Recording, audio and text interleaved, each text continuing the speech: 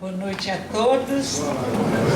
Na alegria de estarmos reunidos em nome de Jesus, tentando compreender o Consolador prometido, que em vão tentamos transformar no acusador, agradecendo a preparação do querido Moacir, amigo de longa data, até de outras encarnações, né, Moacir? Encantada com a possibilidade de cantar, que me falta, prepararei na outra. Agradecendo a generosidade da Roseli, que exagerou na apresentação, mas tudo bem. Eu vou contratá-la como advogada, só que durante as horas de sono, quando eu desencarnar, ela vai só no sono, que ela é muito jovem. Vamos conversar sobre ou nada. Através dos séculos, procurávamos adorar Deus. Através dos nossos reencarnes e desencarnes, procurávamos compreender de onde viemos, para onde iríamos, o que aconteceria depois da morte. Na medida em que fomos amadurecendo e nos tornamos crianças, um pouco rebeldes e presunçosas, um pequeno número convencionou que quando morrêssemos haveria nada.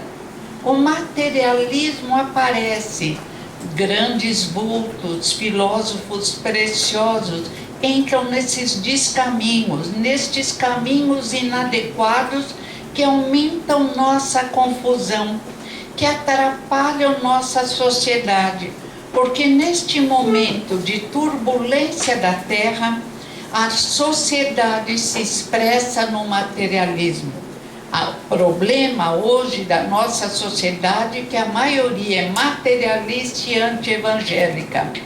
Mesmo que coloquemos um rótulo religioso no peito, na realidade estamos demasiadamente apegados à matéria, num endeusamento do corpo físico, numa procura desesperada pela conquista apenas dos bens da terra, numa despreparação de crianças e jovens criadas com a noção de que nascemos no berço e encerramos a vida no túmulo.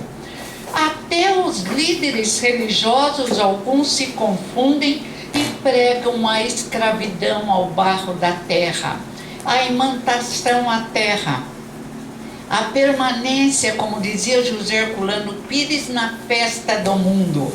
Mas uma festa que às vezes tem tristes consequências, uma festa que confunde o indivíduo, que impede sua coragem, sua fortificação interior na compreensão de que vamos num contínuo, como diz Buda, vários colares, várias pérolas no mesmo colar, várias vidas numa mesma existência. Precisamos compreender a nossa imortalidade, precisamos trabalhar nas escolas, nas casas, a nossa dignidade. Precisamos compreender que a festa no mundo deve se projetar como a parábola de Jesus, parábola do festim de núpcias no plano espiritual. E que cada um de nós é convidado, através das experiências milenares, do nascer, morrer, renascer, progredir, sempre tal é a lei, como diz um mestre de Lyon, ex-druida reencarnado Allan Kardec, criados num plano divino, num projeto pedagógico perfeito, para nos transformarmos em luzes. Como puderam os grandes pensadores, mas não tão grandes, que permitiram que o materialismo deturpasse a própria visão, Jean-Paul Sartre e Simone de Beauvoir, sua companheira, não compreenderem, embora até intuitivamente trouxessem flashes de ideias que permitiam compreender. Sartre, diz Herculano, falava numa anterioridade. Se existe uma anterioridade, existe algo além da matéria. Se o ser vem de algum lugar onde estava esperando o nascimento, existe muito mais do que pode compreender nossa vã filosofia, como diria Shakespeare. E ele diz também que viemos para a transcendência. intuitivamente compreendeu o sentido da vida, que é a transcendência, que é a superação da nossa animalidade, que é o uso, mas não o abuso, dos bens da terra, que é a compreensão, como explica o Livro dos Espíritos, que existe uma lei meritocracia, e que a sociedade legitimamente adquirida, como diz o Livro dos Espíritos, no trabalho de Kardec, com a assessoria da equipe do Espírito da Verdade, da qual ele fazia parte, e só o grande missionário enviado por Jesus teve tal assessoria. Se existe uma transcendência, é preciso que essa transcendência se realize através de um projeto pedagógico que exige muito tempo, e não apenas 60, 80 ou 100 anos. Que explicação, pergunta o mestre de Lyon, daríamos para as diferenças individuais? Para um gênio e outro com dificuldades intelectuais? Para facilidade, seria tudo obra do acaso? Mas esse acaso é sumamente organizado e inteligente. Porque, como diz Kardec, quando trata da existência de Deus, quando vemos um relógio, uma nave espacial, diríamos nós, um projeto inteligente, sabemos que uma inteligência o construiu. Quando vemos esse universo magnífico que nos encanta, que nos aconchega e que permite o nosso crescimento espiritual, sabemos que uma inteligência organizou, que tudo caminha com perfeição. Mesmo a inteligência demonstrada na terra, a natureza, as belezas da terra e o nosso corpo físico, o nosso cérebro, nós espíritos. E quando Kardec pergunta aos espíritos, a equipe do Espírito da Verdade, mas nós temos como espírito uma forma, eles dizem, para vocês não, para nós sim. Sois uma centelha etérea, sois uma luz, nós somos luzes. Ou como disse Jesus, somos deuses, somos luzes. E hoje o Moacir mostrou os dedos iluminados que são possíveis de ver através da câmara Killian. Quando tivermos noção da nossa grandeza, da nossa divinidade, espíritos, pensamento e vontade criados por Deus para o progresso, para a perfeição, num projeto divino onde somos construtores do nosso destino, escolhemos o caminho que vamos seguir e colhemos o resultado dentro da meritocracia, colhemos o resultado das nossas ações. Um projeto que se expressa na democracia, convidando-nos a compreender que com todos os defeitos a democracia ainda possibilita a cada indivíduo pensar, se desenvolver ou ficar parado estático na base da ipseidade, a espiral de evolução, mergulhado em pensamentos menores, incapaz de enxergar a finalidade da vida, que não é sofrer, é crescer, é aprender, é libertar-se da dor, é permitir o desenvolvimento de médicos, de cirurgias especiais, da transformação de um querido planeta, de uma escola magnífica, num planeta de regeneração e de amor. Como puderam Sartre, Simone e tantos outros se confundirem de tal forma? E como nesse século XXI de luzes e sombras, centenas de pessoas passam os dias preocupados apenas no, como dizia Jesus, no que vestir e no que comer, em como conseguir bem acumulando grandes celeiros. Que tipos pequenos de crianças ainda somos? E aí, diz o reverendo Jones, lembrado por José Herculano Pires num livro magnífico, O Sentido da Vida, a humanidade, diz o reverendo, num livro que ele escreve sobre cristianismo e ideologias revolucionárias, a humanidade muitas vezes fica tão perdida em descaminhos vários que precisa do chicote do templo. E as ideologias revolucionárias são o chicote do templo. Mas aí Herculano diz que deve ser evitado. No momento em que decidir, o homem fará com que a violência, a corrupção, a dor sejam extintas da nossa civilização. Essa civilização que se desenvolveu tanto intelectualmente, mas que se esqueceu tantas vezes do desenvolvimento moral, que complicou a sua caminhada, exigindo o abalo provocado por problemas econômicos, problemas físicos, problemas climáticos, ideologias revolucionárias, confusões, esquecidos da nossa grandeza, do nosso destino, que a vida não começa no berço e sequer acaba no túmulo. Sartre mergulhou tanto na sua filosofia desesperançada, que provoca depressões várias. Sartre mergulhou tanto que nos últimos anos da sua vida ficou perturbado.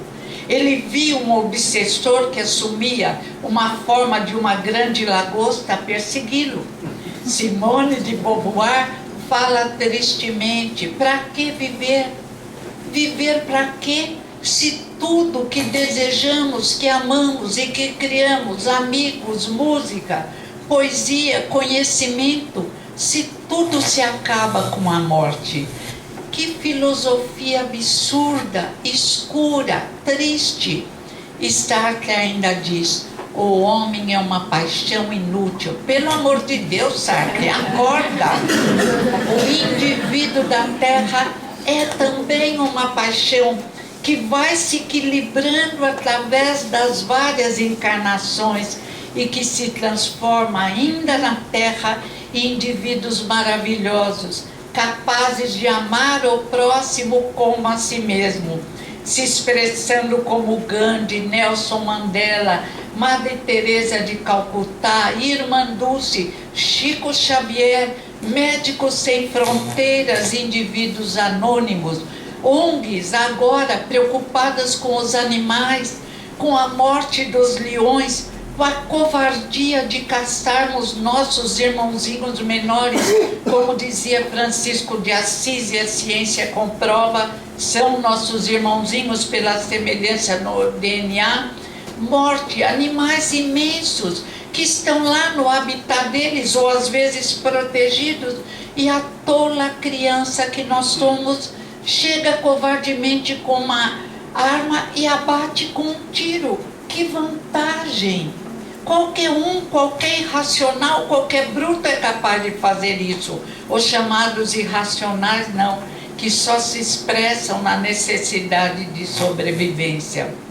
E o materialismo nos acusa, nós espíritas, de caminharmos por terrenos nebulosos, de ficarmos meio alienados, aceitando fenômenos sem comprovação. Precisavam estudar mais, precisavam se desenvolver dentro da ciência, precisavam estudar a parapsicologia e a história da humanidade, que no tempo e no espaço, já 600 anos antes da vinda de Jesus, entre os druidas, já compreendiam que sobrevivemos à morte, que a morte não existe, que somos imortais, que somos indestrutíveis, que o nosso pensamento cria sobre energia à nossa volta. E continuamos a criar os reencarnantes como se fossem apenas de carne. Não apresentamos a vida espiritual como reclama Jung. Jung diz: o que falta ao indivíduo da Terra é compreender a espiritualidade, é desenvolver a religiosidade, é dilatar sua visão na compreensão de que além de vários mundos habitados, existe um mundo aparentemente e relativamente invisível, entranhado no mundo físico, entre aspas, do planeta Terra. que os dois mundos, do ponto de vista da evolução na Terra, se comunicam. Que desde que a morte não existe, como diz Luisa Heine, mentes sem corpo físico se ligam a mentes com corpo físico. E isso é tão importante porque conforme as ligações que estabelecemos, se nos ligamos através de pensamentos adequados com indivíduos que pensam adequadamente, encarnados ou desencarnados, temos mais facilidade na caminhada. Conseguimos maior compreensão diante dos desafios que são apenas problemas que desenvolvem nossa inteligência e nos fazem crescer. Mas na festa do mundo, tantos não querem desafios, só os desafios de brinquedos. Inventam grandes desafios como crianças pequenas. Aliás, o lado infantil está muito interessante hoje. Famílias ficam sentadas no restaurante, cada um com o seu celular. Eu me pergunto, será que eles estão se comunicando por bilhetinhos ou estão se comunicando com outros indivíduos lá fora? O diálogo foi esquecido. O almoço ou o jantar em família foi esquecido. Os indivíduos estão se isolando, criando barreiras, até que a dor chega. Então eles se perguntam o que fazer, onde caminhar, e procuram as casas espiritualistas. Mas muitos, assim que conseguem a cura para os seus males, vão embora. Acabou, cansei, já estou bem. Até que, como diz a história do espírito mal, outros problemas invadem o seu mundo que eles tentam tornar tranquilo. Mas o nosso mundo, dizem os cientistas hoje, só pode ser tranquilo, só podemos ser felizes, só podemos manter uma harmonia orgânica através do amar ao próximo como a si mesmo, através do fazer o bem. Compreendendo a grandeza de um Pai tão bem explicado por Jesus, um Pai misericordioso, um Pai amoroso. Não andamos por caminhos nebulosos, andamos por caminhos reais, tendo a iluminar-nos a bússola de Jesus de Nazaré, o mestre dos mestres, o indivíduo mais sábio que veio à Terra, aquele que nos esclareceu falando em ciência, no poder do pensamento, na inexistência da morte, na capacidade que temos de construirmos o nosso céu interior ou de, pelo contrário, construirmos o nosso inferno interior. Na capacidade terrível que alguns têm. Outro dia eu vi uma moça muito querida, ela contou a história, que ela saiu da casa espírita, chegou em casa, o cachorro havia derrubado 2 vasos. Ela surtou, ela gritou, ela queria bater no cachorro, o marido segurava, o marido não é espírita. Aí disse que ele falou para ela, mas de que inferno você veio? Você está louca? Aí ela caiu, né? Ela falou, nossa, ele que não é espírita entende o cachorro. E eu vim de uma reunião linda. Ela correu para o quarto e disse que chorou. No dia seguinte ela estava em outra reunião, porque ela vai todo dia, os filhos já estão... Aí diz que a entidade espiritual se comunicou e falou, pois é, muitos aqui acabam de sair da reunião, se mostram completamente mal educados. Talvez nem fosse para ela, fosse para muitos, mas ela disse, fui eu, desculpe, fui eu. Eu falei para ela, mas você precisava se acusar, você devia conversar com a entidade. Falou, olha, eu me desequilibrei um pouco. Ela falou, não, eu precisava contar que horror que eu fiz. E eu me senti tão melhor que eu contei. Falei, parou de fazer, parou de surtar. Ela falou, menos, eu diminui. Mas como no século XXI, continuamos tantas vezes espíritas, católicos, protestantes, e nós que começamos a compreender a reencarnação, Os milênios que tivemos de aprendizagem, de experiência, continuarmos a nos comportar como crianças tolas. Uma senhora me disse também, olha, eu tenho esse problema, você vem à casa espírita? Venho, mas estou cansada com meu marido, estou cansada com meu filho. Eu falei, ó, minha filha, além da casa espírita, você precisa de um bom psiquiatra. Tratamento de choque. Toda uma equipe te envolvendo, e para de brincar com a vida. Porque, como disse o pastor Jones, a vida exige responsabilidade. Caso contrário, o chicote do templo vai cair sobre nós e vai nos tanger de uma forma dolorosa para a evolução que deve ser feita com serenidade, com alegria, com tranquilidade e com pelo menos um sorriso amarelo nas horas difíceis. Porque nós que tivemos tanta coragem nas horas do erro, nós que matávamos e lesávamos e feríamos com tanta tranquilidade, na hora do acerto, ao menor desapontamento, perdemos a coragem e a tranquilidade. E muitas vezes nos comportamos como crianças mimadas e choronas. Como diz Paulo, vamos despertar. Desperta tu que dormes, levanta-te dentre os mortos e torna a caminhar. Porque muitas vezes paralisamos nossas potencialidades preciosas, entrando num estado de morte moral, que requer o chicote, muitas vezes, da dor, para continuarmos a caminhar em direção à luz, e queiramos ou não, vamos atingir a luz. Surgem outras teorias sobre o que vai acontecer conosco após a morte. Uma delas diz assim, já é um passo à frente, diz Kardec, mas deixa muito a desejar. Somos absorvidos pelo todo. Que coisa! Existe uma esponja para nos absorver? E de que valeria a vida, as aprendizagens, o desenvolvimento? Então vamos já ficar parado para morrer e se misturar? Talvez se misturar até, como dizem alguns, somos apenas uma crista d'água que se levanta, aparece e depois some no líquido comum. Mas que ideia ter! Isso revela uma grande ignorância. Nem no horizonte primitivo pensávamos dessa forma bizarra, absurda. Como voltaremos ao líquido comum?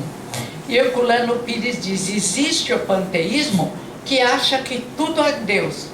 Mas também os cientistas de vez em quando se entregam a um panteísmo científico, porque dizem que a natureza se criou sozinha, que tudo foi criado pela natureza e que tudo vai acabar sem se transformar, desconhecendo eles mesmos a lei que se desenvolveu na ciência, de que nada se perde, tudo se transforma. Uma incoerência que só pode causar mais confusões. Que diferença o pensamento dos espíritas que vem dos séculos, que vem com os druidas, sacerdotes druidas. Kardec diz, druidismo e espiritismo traz a mesma verdade, que está nos conceitos de Sócrates, Platão, no decálogo de Moisés exigindo o desenvolvimento moral. Sempre tivemos mestres preciosos nos ensinando, falando sobre a reencarnação, sobre a necessidade de progredir, sobre evolução. E de repente estamos mergulhados na festa do mundo, até sermos acordados por problemas vários. E que Deus seria esse quando depois criamos uma nova teoria, deturpando os ensinamentos do Mestre de Nazaré? E a equipe do Espírito da Verdade disse a Kardec que esse livro acabaria com as deturpações dos ensinamentos de Jesus, que este livro nos despertaria para a compreensão da verdade consoladora, libertadora, que seria o momento de análise. O que fizemos com os ensinamentos do Mestre? Jesus. E eu perguntaria, e os ensinamentos de Sócrates, de Platão, no horizonte primitivo dos feiticeiros curandeiros apresentados por Bozano no seu livro Manifestações entre os Primitivos, dos ensinamentos de Buda, que aconselha desprendimento e compaixão, passamos incólumes, ouvimos e fingimos que não ouvimos, mas agora é a hora da reflexão, porque dizem a Gênese e obras póstumas que está havendo a construção de um mundo novo, um mundo de regeneração, um mundo de paz, e que os rebeldes que não quiserem continuar neste mundo, não quiserem se transformar em indivíduos novos, porque o mundo novo só é construído por indivíduos novos, indivíduos de bem, tão bem apresentados no homem de bem do Evangelho segundo o Espiritismo, reencarnarão não por castigo. Deus não castiga, Deus é amor, Deus é misericórdia, Deus é perdão incondicional, como apresenta Jesus na parábola do filho pródigo. Por necessidade de aulas de reforço, já que ficaram em dependência, reencarnarão em mundos primitivos. E ali, sem água quente, sem chuveiro, sem computador, sem internet, a turma vai ficar louca, endoidecida. Ou vão começar a inventar e ajudar os primitivos. Mas eu não quero, pelo amor de Deus. Aí é o chicote do templo. E o Evangelho diz, ai do espírito preguiçoso, ai dele. Porque nós que somos os guias da humanidade em marcha, forçaremos a sua vontade rebelde com duplo esforço e desfora. Quem anda a cavalo sabe que é terrível. Coitado do cavalo, sai empinando. Não vamos exigir para nós o duplo esforço do freio de espora. Principalmente ao compreender que Deus, que não é uma pessoa, em a Gênese tem existência de Deus, atributos de Deus e da providência divina.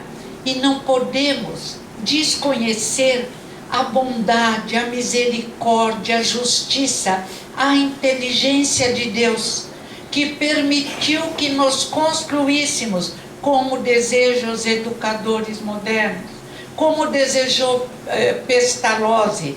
Piaget diz, temos que ensinar através do construtivismo.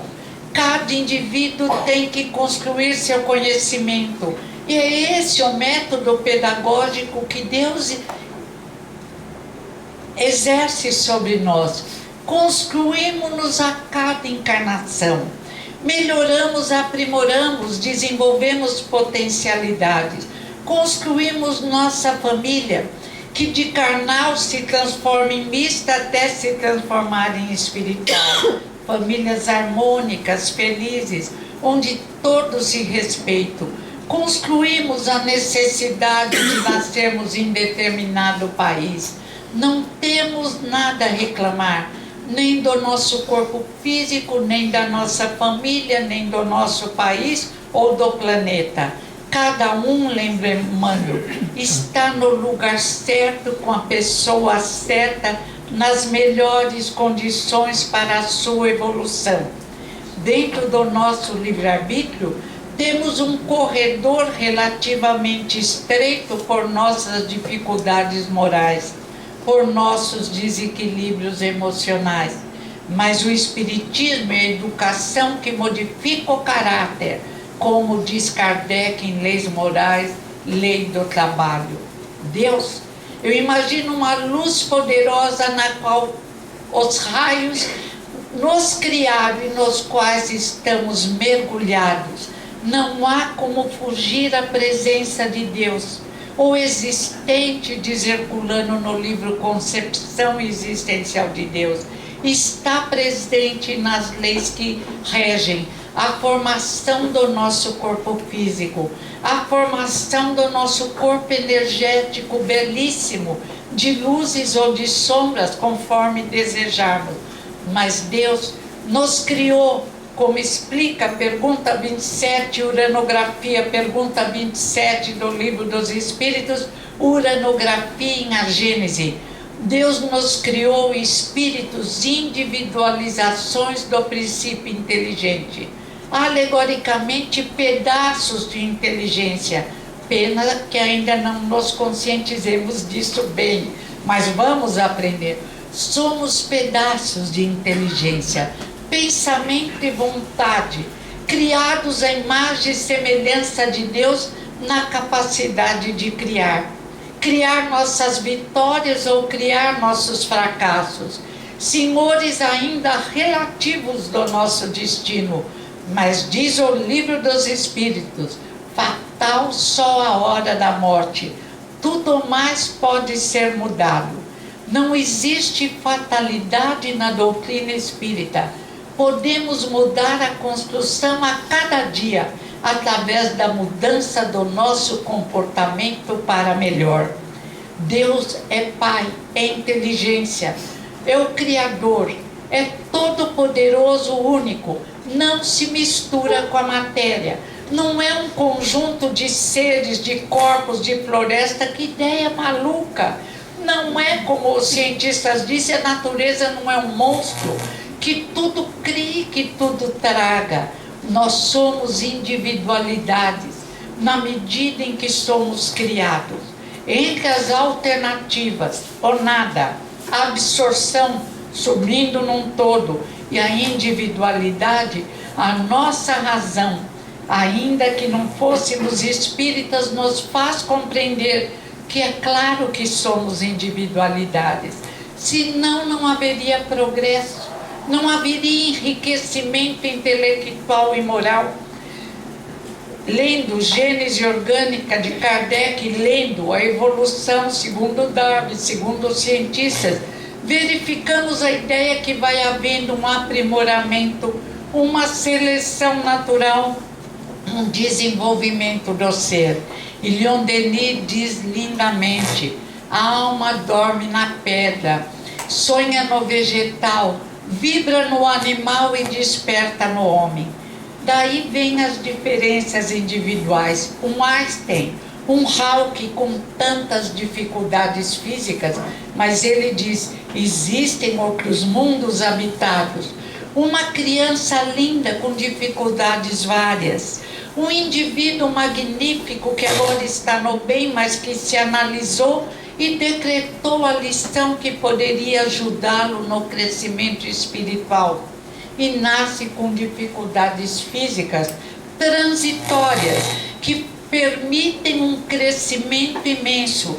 Foi assim que Jesus Gonçalves, anti-Ciro, guerreiro terrível, respeitado, que matava sem pensar, depois de errar em 4, 5 encarnações, pediu a roupa da lepra. Ele foi rígido, como ele era corajoso, ele foi ao se analisar e decretar a lição. E graças a essa lição difícil, ele poderia escolher outra, como Paulo de Tarso, que preferiu o trabalho, o amor em benefício do próximo, mas Ciro preferiu essa lição terrível. E à medida em que a lição foi fazendo com que ele se desenvolvesse, ele compreendeu que ele estava lá, numa época em que o leproso era afastado da sociedade por ele mesmo. E lendo o Livro dos Espíritos, ele entendeu a justiça de Deus.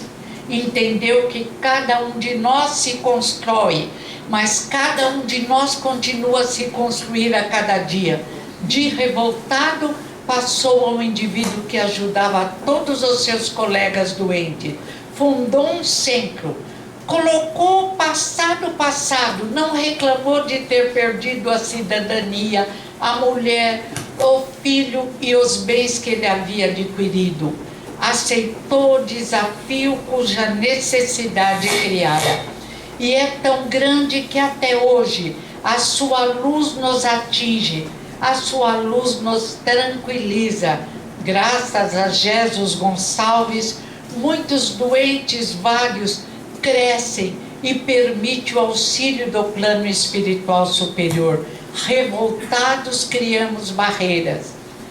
Tranquilos, com a fé que também diz a ciência hoje, cria, desenvolve, melhora as defesas orgânicas, capazes de perdoar também a nós mesmos, corrigindo os nossos erros através do trabalho e amor, impedimos permanecermos estáticos, às vezes através de várias encarnações, exigindo um método terrível, mas eficiente da mestra dor, que impulsiona-nos ao crescimento que nos é próprio.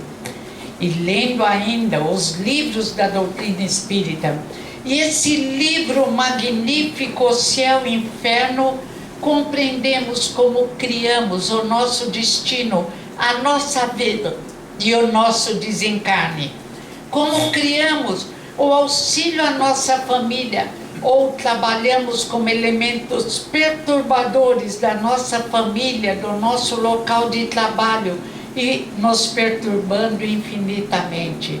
Às vezes, por um ato impensado, por uma impulsividade, por uma falta de amor, criamos dificuldades nessa ou em outras encarnações. Eu tenho uma conhecida que chora até hoje. Ela tinha um filho difícil e ela tanto pressionou a criança, por simplicidade, é claro, ela amava o filho, tentou ajudá-lo, mas na realidade, com aquela pressão, com os gritos, impulsionou ao suicídio. Há atenuantes, o menino foi logo assistido, provavelmente, é claro, mas ela traz aquele peso em seu coração. Então nós temos que ter cuidado com a impulsividade. Outro dia eu vi um filminho na televisão de um moço e uma moça que discutiram na balada, e quando saíram ele deu uma cotovelada que a moça caiu no chão e até hoje ela não está bem. Foi um momento de impulsividade, foi um momento infeliz, mas as consequências aí estão.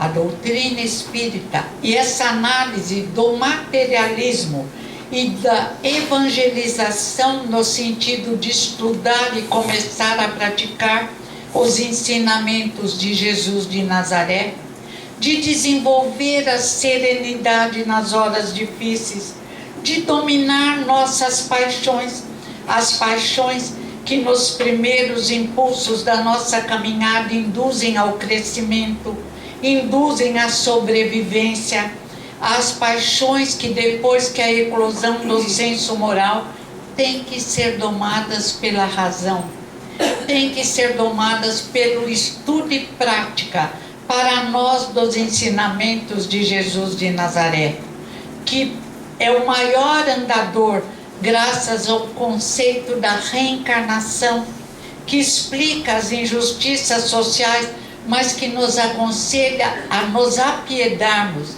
daqueles que não conseguem se liderar, daqueles que não conseguem se desenvolver, que faz parte da lei de solidariedade do amor, o mais forte amparar o mais fraco, não tornando-o indolente, preguiçoso, não impedindo o seu crescimento. Os bebês são lindos, mas que seria de pais que conservassem seus filhos sempre bebês?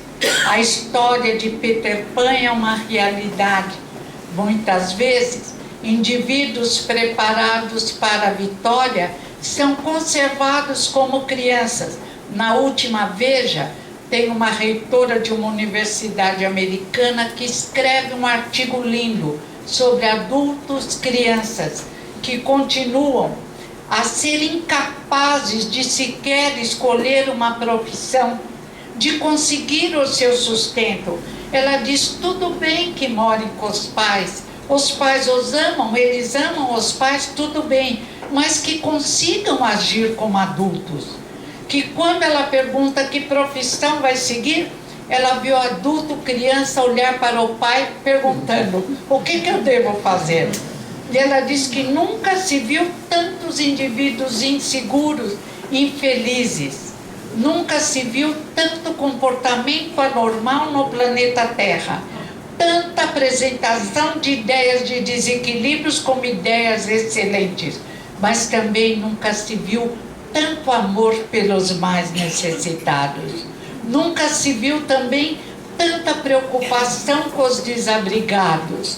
Nunca se viu alguns países relutantes, mas outros com os braços abertos, tanta compreensão de que aquele que sofre tem direito ao nosso auxílio, sempre depois induzindo ao trabalho, à produtividade, não criando indivíduos pesados, inúteis, carregados nas costas pelos trabalhadores transformados em crianças grandes. O nada não existe. A vida é um contínuo de luzes, de crescimento. O céu e o inferno são criações nossas, diz Kardec, estão onde o colocamos. A felicidade é criação nossa.